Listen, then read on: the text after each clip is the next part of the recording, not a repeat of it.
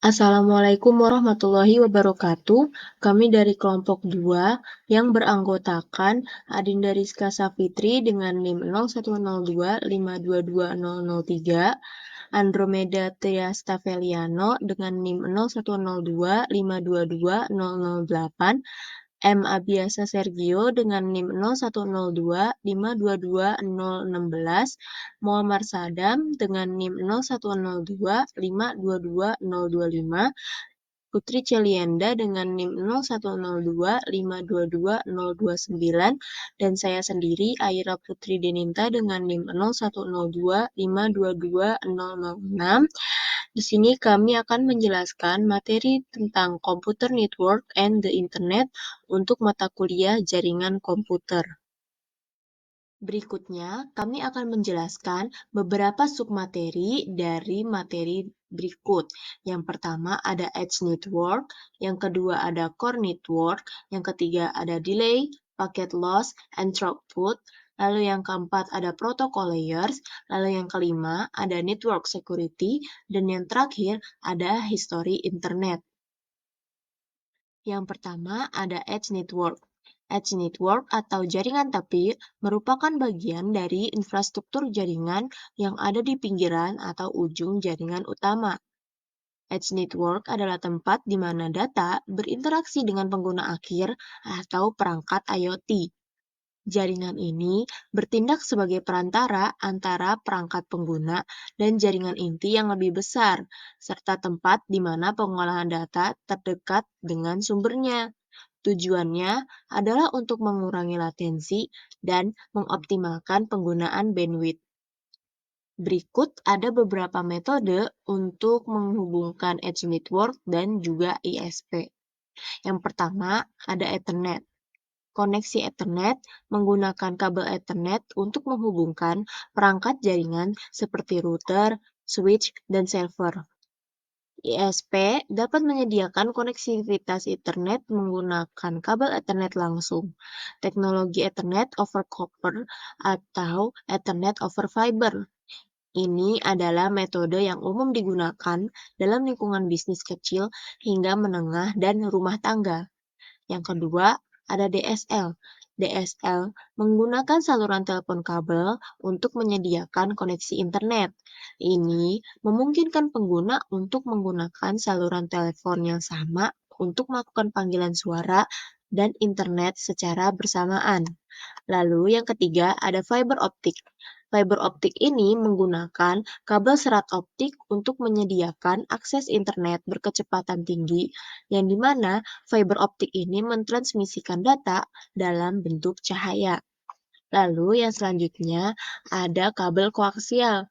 Kabel koaksial ini menggunakan saluran TV kabel untuk menyediakan akses internet. Kabel koaksial ini menggunakan serat optik yang dilapisi dengan lapisan tembaga untuk mengirimkan data. Pada ujung perangkat, ada modem kabel yang mengkonversi sinyal digital menjadi format yang dapat dipahami oleh perangkat pengguna, dan di sisi ISP ada peralatan untuk mengelola dan meneruskan lalu lintas data. Dan yang terakhir, ada wireless connection. Wireless connection atau koneksi nirkabel melibatkan penggunaan teknologi nirkabel seperti Wi-Fi, 4G atau 5G, atau teknologi lainnya untuk menghubungkan perangkat edge dengan jaringan ISP. Sebelum lanjut, di sini saya akan menjelaskan beberapa jenis topologi yang digunakan jaringan lokal untuk menghubungkan jaringan edge. Yang pertama ada topologi ring. Topologi ring atau sering disebut juga sebagai topologi cincin adalah jenis topologi jaringan yang digunakan untuk menghubungkan sebuah komputer dengan komputer lainnya dalam sebuah rangkaian yang berbentuk melingkar seperti cincin. Umumnya, jenis topologi jaringan ini hanya menggunakan LAN card agar masing-masing komputer dapat terkoneksi. Lalu yang kedua, ada topologi bus. Topologi bus adalah topologi jaringan yang lebih sederhana. Umumnya, topologi jaringan ini dilakukan pada instalasi jaringan berbasis kabel koaksial. Topologi bus ini menggunakan kabel koaksial pada sepanjang node klien dan konektor. Jenis konektor yang digunakan adalah BNC, terminator, dan TBNC. Lalu yang ketiga ada topologi mesh. Topologi mesh ini adalah sebuah topologi yang bisa digunakan untuk rute yang banyak. Jaringan topologi ini menggunakan kabel tunggal sehingga proses pengiriman data menjadi lebih cepat tanpa melalui hub atau switch. Lalu yang terakhir ada topologi star. Topologi star atau disebut juga sebagai topologi bintang adalah topologi jaringan berbentuk bintang yang dimana umumnya menggunakan hub atau switch untuk koneksi antar klien. Selanjutnya ada beberapa contoh topologi jaringan lokal dalam berbagai jaringan edge. Yang pertama itu ada jaringan perumahan, biasanya menggunakan topologi star, di mana setiap perangkat di rumah terhubung secara nirkabel atau kabel ke router Wi-Fi. Sistem akhirnya yaitu ada di komputer desktop, laptop, printer, smart TV, perangkat IoT seperti lampu pintar atau kamera keamanan. Dan untuk router edge-nya itu adalah router Wi-Fi yang terhubung ke modem kabel atau DSL, atau juga router 4G atau 5G untuk koneksi nirkabel. Lalu selanjutnya ada jaringan institusi. Misalnya ada pada sebuah kampus atau universitas. Nah, untuk topologinya biasanya lebih kompleks, mungkin menggunakan topologi bus atau topologi star yang terpusat dengan switch dan router mengatur aliran data antara berbagai departemen dan lokasi yang ada di kampus. Untuk sistem akhirnya yaitu ada komputer staff, laptop mahasiswa, printer, server, perangkat IoT, dan akses titik Wi-Fi. Untuk router edge-nya itu ada router yang terhubung ke infrastruktur jaringan kampus dan kemudian ke ISP. Yang ketiga, ada jaringan akses seluler. Topologi yang biasa digunakan yaitu dinamis dan berubah-ubah, di mana setiap perangkat bergerak secara bebas dan terhubung ke jaringan seluler melalui pemancar seluler terdekat. Tidak ada topologi kabel kaku dalam jaringan akses seluler ini. Untuk sistem akhirnya yaitu ada di ponsel pintar, tablet, komputer portabel, perangkat IoT seluler, misalnya mobil atau alat bergerak.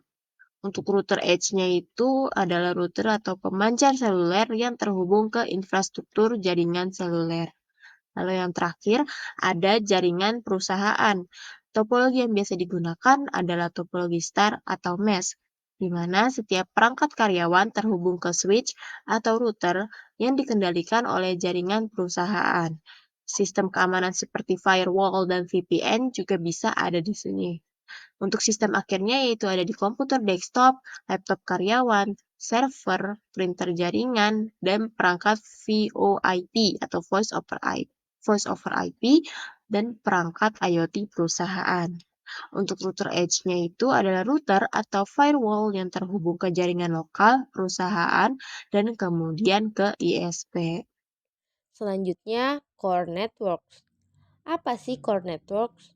Core networks adalah inti jaringan yang menghubungkan berbagai jaringan lainnya. Fungsinya sebagai penghubung dengan sistem akhir.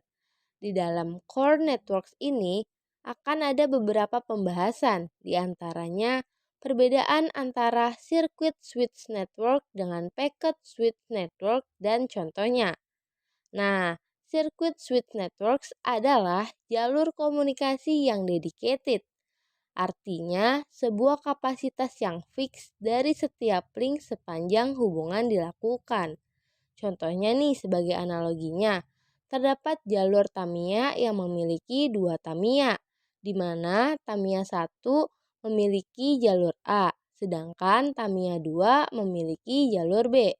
Nah, Tamiya 1 ini tidak bisa menggunakan jalur B karena sudah dimiliki oleh Tamiya 2. Begitupun sebaliknya.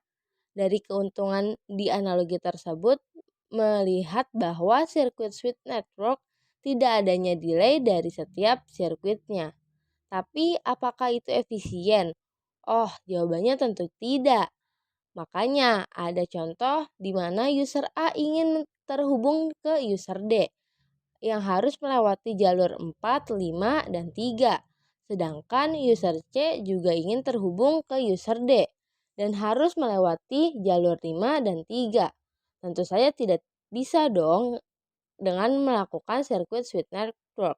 Makanya dibutuhkannya pendekatan multiplexing. Pendekatan multiplexing adalah adanya penggabungan beberapa sirkuit menjadi satu sehingga hanya menggunakan satu media transmisi saja. Nah, multiplexing dibutuhkan untuk semakin tinggi laju data, semakin cost efektif fasilitas transmisi. Dan kebanyakan perangkat komunikasi data membutuhkan dukungan laju data relatif tidak terlalu besar. Untuk pendekatan multiplexing sendiri ada dua. Yang pertama ada frekuensi division multiplexing atau FDM dan time division multiplexing atau TDM. Yang dimana FDM ini yaitu masing-masing sinyal ditetapkan ke frekuensi yang berbeda-beda atau subchannel di dalam saluran utama. Sedangkan time division multiplexing atau TDM ini sesuai dengan urutan atau pembagian waktunya. Nah, untuk contohnya sendiri, yaitu yang pertama ada PSTN atau Public Switched Telephone Network dan broadcasting atau jaringan sirkuit televisi. Sedangkan Packet Switch Network adalah jaringan komunikasi digital di mana data dikirimkan dalam bentuk paket-paket kecil. Setiap paket berisi informasi yang diperlukan untuk pengirimnya, seperti alamat tujuan dan data sebenarnya. Analoginya seperti ini. Terdapat satu kue ulang tahun dibagi menjadi 4 potong dengan ukuran sama besar untuk dikirimkan ke 4 orang yang berbeda. Namun, agar tidak tertukar dalam pengiriman, maka diberikan informasi tambahan seperti nama penerima atau sebagainya. Dengan demikian, Packet Switch Network memiliki keuntungan bahwa lebih efisien dan murah dibandingkan dengan sirkuit switch network. Nah, paket switch network juga punya pendekatan. Yang pertama ada datagram packet switching, di mana paket yang dilewati harus membuat keputusan untuk menentukan jalur yang akan dipilih untuk masing-masing paketnya. Dan yang kedua ada virtual circuit packet switching, yaitu terbagi menjadi beberapa bagian jaringan virtual yang independen secara logis, tetapi masih berbagi sumber daya infrastruktur fisik yang sama. Nah, di dalam packet switch network ini terdapat dua kata kunci, yaitu routing dan forwarding. Routing adalah setiap paket dilakukan melalui jaringan dari node ke node sepanjang beberapa jalur. Sedangkan forwarding yaitu setiap node seluruh paket diterima, disimpan sementara dan diteruskan ke node berikutnya. Selanjutnya, untuk contoh packet switch network yaitu internet atau interconnected network dan frame delay. Poin berikutnya yaitu tipe-tipe ISP dan cara ISP saling terhubung satu sama lain. Tapi apa sih ISP? ISP atau Internet Service Provider adalah perusahaan atau organisasi yang menyediakan layanan internet kepada pengguna akhir atau pelanggan. Tipe-tipe ISP terbagi menjadi tiga, ISP Tier 1, ISP Tier 2, hingga ISP Tier 3. ISP Tier 1 memiliki jangkauan global, yang dimana ISP Tier 1 ini menjadi tulang punggung internet melalui koneksi piring pribadi. Selanjutnya, ISP Tier 2. ISP Tier 2 memiliki jangkauan yang regional atau negara. Artinya, ISP Tier 2 ini menjadi penyedia layanan yang menghubungkan antara ISP Tier 1 dan ISP Tier 3. Dan ISP Tier 3. ISP Tier 3 memiliki jangkauan yang lokal, di mana ISP Tier 3 inilah yang paling dekat dengan pengguna akhir. Selanjutnya, cara-cara ISP saling terhubung. Yang pertama, ISP piring. ISP piring adalah ketika dua ISP saling terhubung untuk bertukar lalu lintas secara langsung tanpa melalui ISP transit. Hal ini memungkinkan pertukaran lalu lintas yang lebih efisien antara jaringan mereka. Biasanya terjadi antara ISP besar dan dapat mengurangi biaya dan meningkatkan kinerja. Yang kedua, ISP transit. ISP transit adalah penyedia layanan internet yang memberikan akses ke seluruh internet. Mereka memiliki infrastruktur yang luas dan saling terhubung dengan ISP lainnya untuk menyediakan akses ke konten global. ISP transit ini biasanya digunakan oleh ISP akses untuk menghubungkan pengguna mereka ke internet secara keseluruhan. Poin yang terakhir yaitu peran dari Internet Exchange Point atau IXP dan Content Provider Network atau CPN. Internet Exchange Point memiliki peran untuk menghubungkan beberapa ISP di suatu wilayah. Contohnya, Yasmin berada di Jakarta menggunakan ISPA dan Aura berada di Papua menggunakan ISPC. Tanpa adanya IXP, Jasmine harus melewati internet global terlebih dahulu untuk berkomunikasi dengan Aura.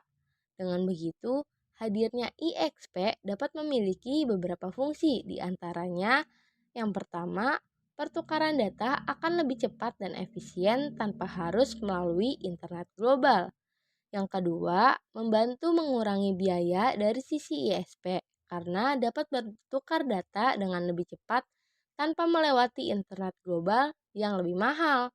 Yang ketiga, membantu meningkatkan keadaan jaringan internet di wilayah tertentu karena dapat ditukar secara lokal antara ISP. Dan yang terakhir, membantu mengurangi resiko gangguan yang disebabkan oleh masalah di jaringan internet global. Nah, untuk ISP yang ada di Indonesia ada beberapa contohnya, seperti Indonesian Internet Exchange atau IIX. Yang kedua, Cyber Data IX atau CDIX. Dan yang terakhir, Bisnet Internet Exchange atau BIX. Selanjutnya, Content Provider Networks. CPN memiliki peran sebagai infrastruktur jaringan terdistribusi yang dirancang untuk menyebarkan konten digital, seperti file media, halaman web, atau aplikasi, secara efisien dan cepat kepada pengguna di seluruh dunia.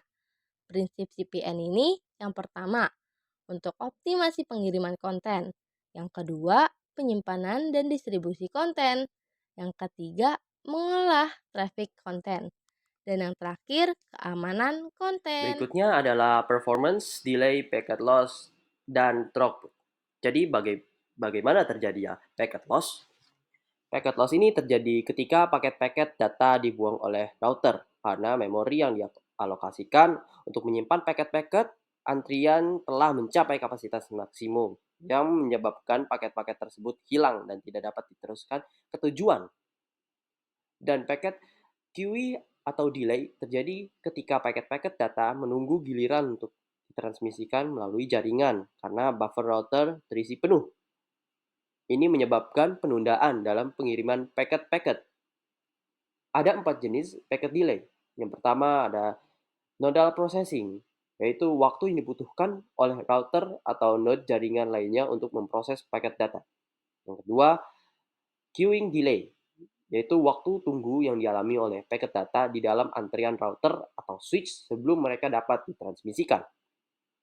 Yang tiga, transmission delay, waktu yang diperlukan untuk mengirimkan seluruh paket data melalui media transmisi. Dan yang terakhir, keempat, yaitu propagation delay, yaitu waktu yang dibutuhkan untuk sinyal atau paket data melakukan perjalanan dari pengirim ke penerima melalui media transmisi fisik. Bagaimana internet delay dan route sebenarnya di internet terlihat atau terjadi? Program traceover memberikan pengukuran keterlambatan atau delay dari sumber ke router sepanjang jalur internet ujung ke ujung menuju tujuan. Untuk semua yaitu mengirimkan 3 paket yang akan mencapai router I di jalur menuju tujuan. Router I akan mengembalikan paket ke pengirim dan mengukur interval waktu antara transmisi dan balasan. Packet loss. Packet loss adalah hilangnya paket data pengirim. Bagaimana cara kita mengetahui paket tersebut hilang? Kita bisa mengetahui bahwa paket tersebut hilang dengan cara ngecek TPC atau Transmission Control Panel. Faktor kesesakan jaringan. Nah, ini ada hubungan dengan queuing delay karena melebihi kapasitas antrian dari proses sehingga beberapa paket hilang. Dan yang terakhir adalah throughput. Throughput adalah jumlah kapasitas paket yang dapat diangkut dalam bentuk bit per unit waktu dari pengirim ke penerima. Ini menunjukkan seberapa efisien data dikirimkan melalui jaringan atau saluran komunikasi. Throughput, laju per waktu nit di mana bit-bit dikirimkan dari pengirim ke penerima. Instantaneous adalah laju pada titik waktu tertentu. Dan yang terakhir adalah average, yaitu laju selama periode waktu yang lebih lama. Baik, di sini saya akan menjelaskan tentang protokol layers. Protokol adalah proses mendefinisikan format urutan pesan yang dikirim dan diterima di antara entitas jaringan, dan tindakan yang diambil pada pengiriman dan penerimaan pesan. Untuk memberikan struktur pada desain protokol jaringan, perancang jaringan mengatur protokol serta perangkat keras dan perangkat lunak jaringan yang mengimplementasikan protokol secara berlapis.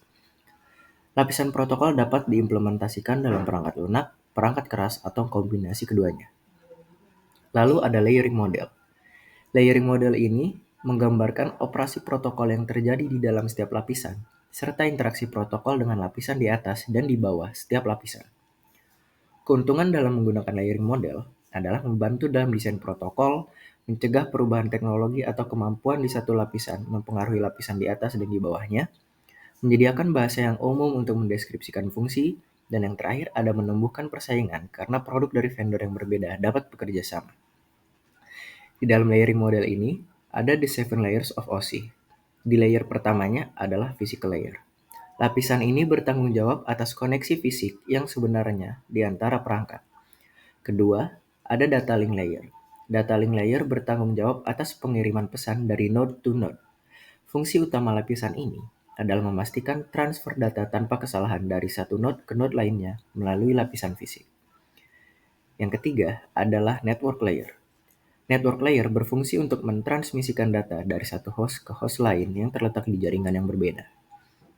Lapisan ini juga bertanggung jawab atas routing paket, yaitu pemilihan jalur terpendek untuk mentransmisikan paket dari sejumlah rute yang tersedia. Alamat IP pengirim dan penerima ditempatkan dalam header oleh lapisan jaringan. Dan yang keempat, ada transport layer.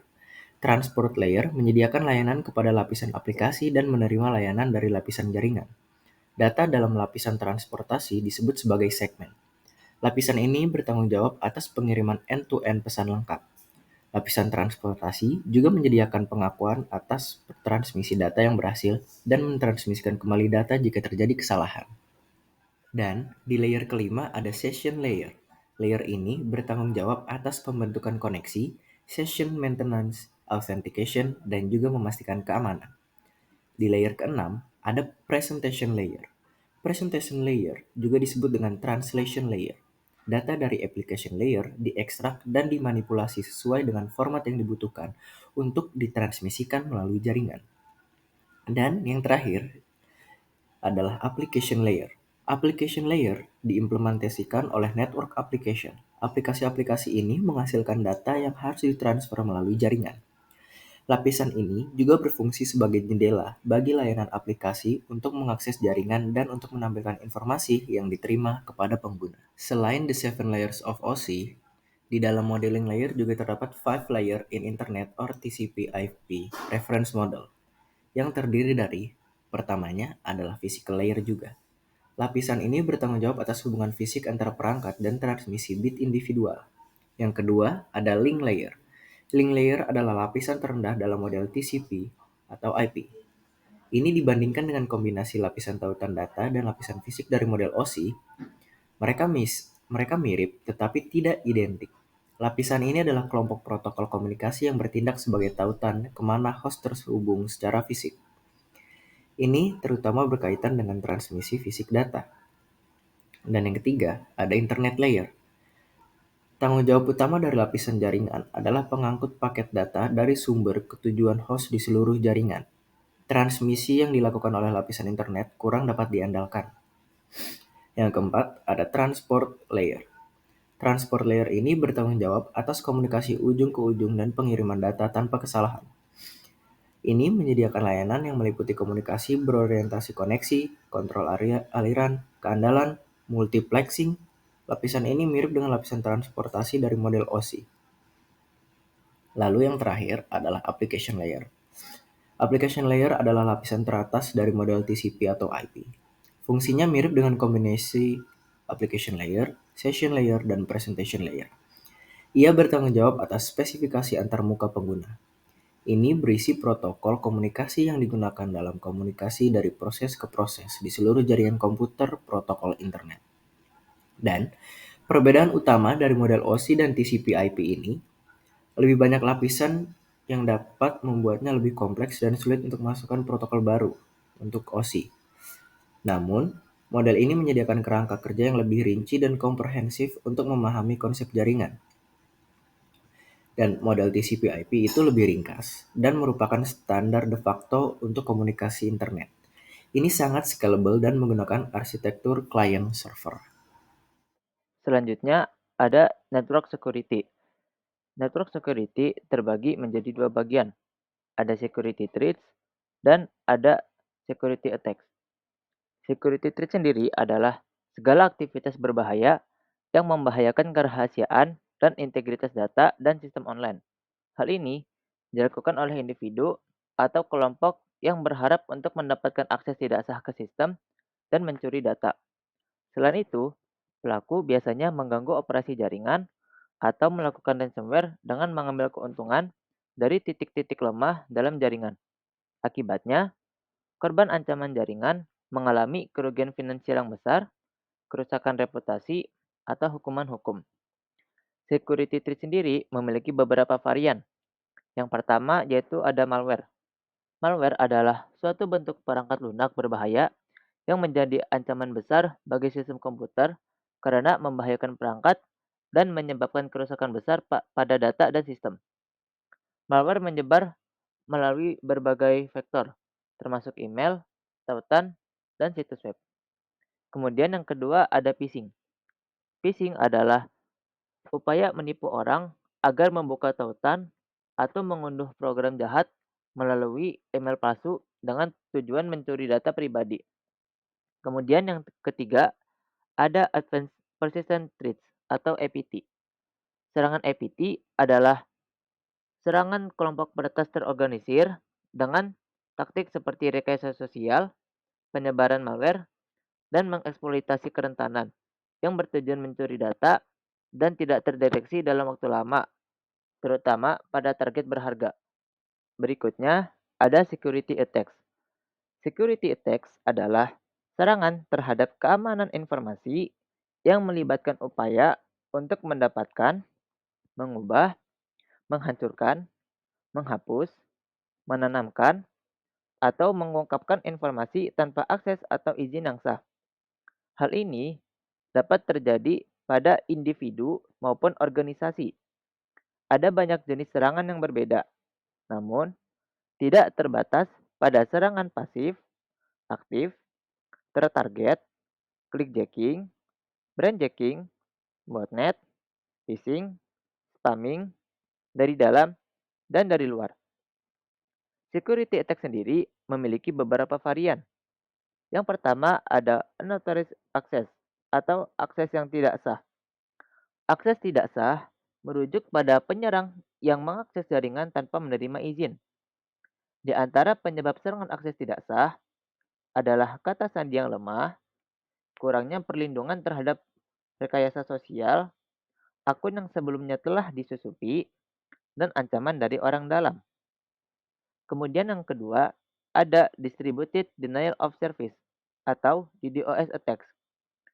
DDoS attacks ini membuat situs web menjadi lambat dengan membanjiri permintaan yang tidak berguna, paket palsu, atau traffic yang berbahaya. Kemudian yang ketiga, ada SQL injection. SQL injection adalah serangan yang memanfaatkan celah keamanan pada basis data karena data pengguna tidak divalidasi dan dimuat ke dalam perintah SQL. Oke, di sini saya akan menjelaskan tentang sejarah internet di dunia. Munculnya pertama kali internet di dunia. Sebelum internet muncul, ada beberapa sistem komunikasi yang berbasis digital. Salah satunya adalah sistem telegraf muncul pada abad ke-19. Leonard Kanrock menggunakan teori antrian untuk menunjukkan aktivitas packet switching. Paul Baran memperkenalkan konsep packet switching untuk jaringan militer, dan Advanced Research Project Agency Network. Jaringan pertama yang operasional diluncurkan pada tahun 1969 oleh Advanced Research Project Agency. Terus pada tahun 1970-an, mereka mengembangkan Transmission Control Protocol dan Internet Protocol, atau bisa disebut dengan TCP atau IP, yang merupakan standar untuk bagaimana informasi dibagikan di antara jaringan yang berbeda. Karya Cerf dan Khan merupakan bagian integral dari internet saat ini, dan tanggal 1 Januari tepatnya tahun 1983 dianggap sebagai hari ulang tahun resmi internet. Oke, di slide selanjutnya, pada tahun 1972 diperkenalkan oleh AlohaNet, jaringan satelit di Hawaii, dan Vincent serta Robert Kahn mengembangkan arsitektur untuk menghubungkan jaringan. Pada akhir dekade, APRANET telah berkembang hingga memiliki 200 node. 1 Januari 1983 dianggap sebagai hari ulang tahun resmi internet pada tahun 1989.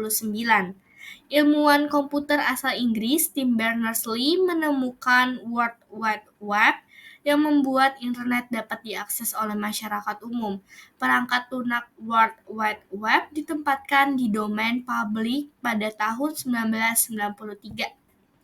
Dan pada tahun 2005 sampai sekarang terjadi peningkatan skala dengan broadband, mobile access, dan cloud computing, SDN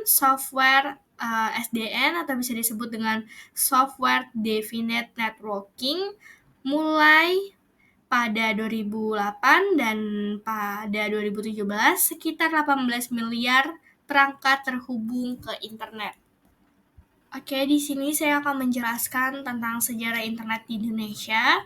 Sejarah internet di Indonesia dapat ditelusuri kembali ke tahun 1980-an dengan koneksi internet pertama kali dibuat pada tahun 1983 oleh Joseph Luhakay, seorang ahli komputer dan ekonomi di Universitas Indonesia di Jakarta. Dan pada tahun 1983, PT Indosat memperkenalkan internet pertama kali di Indonesia sebagai bagian dari layanan telekomunikasinya. Dan pada 1994, Universitas Indonesia menjadi penyedia konten internet pertama di Indonesia dengan memperkenalkan situs web UI Vision. Dan pada tahun 1996, PT Telkom memulai layanan internet dial-up untuk masyarakat umum dengan merek Telkomnet. Pada 1997, pemerintah Indonesia membentuk Badan Pengolahan Internet Indonesia atau BPPTI untuk mengatur penggunaan internet di Indonesia, kemudian menjadi Pusat Informasi Teknologi dan Informatika atau Pusentek pada tahun 2000. Nah, di slide selanjutnya di sini ada beberapa nama memiliki jasa besar terhadap pembangunan internet di Indonesia, antara lain yaitu M. Samik Ibrahim, Suryono Atsumarta, Muhammad Ihsan Robi Subiakto, Putu Firman Siregar, Adi Drayono, dan tentunya Onowe Purbo. Periode pembangunan jaringan internet di Indonesia terjadi sekitar tahun 1992 hingga 1994. Sejak itu, internet di Indonesia telah berkembang pesat dengan semakin banyak orang yang memiliki akses. Saat ini, Indonesia menduduki peringkat ke-6 pengguna internet di dunia, menunjukkan pertumbuhan signifikan dalam penggunaan dan penetrasi internet di negara ini. Oke, sekian dari presentasi kelompok 2. Mohon maaf jika ada salah kata atau salah pengertian. Wassalamualaikum warahmatullahi wabarakatuh.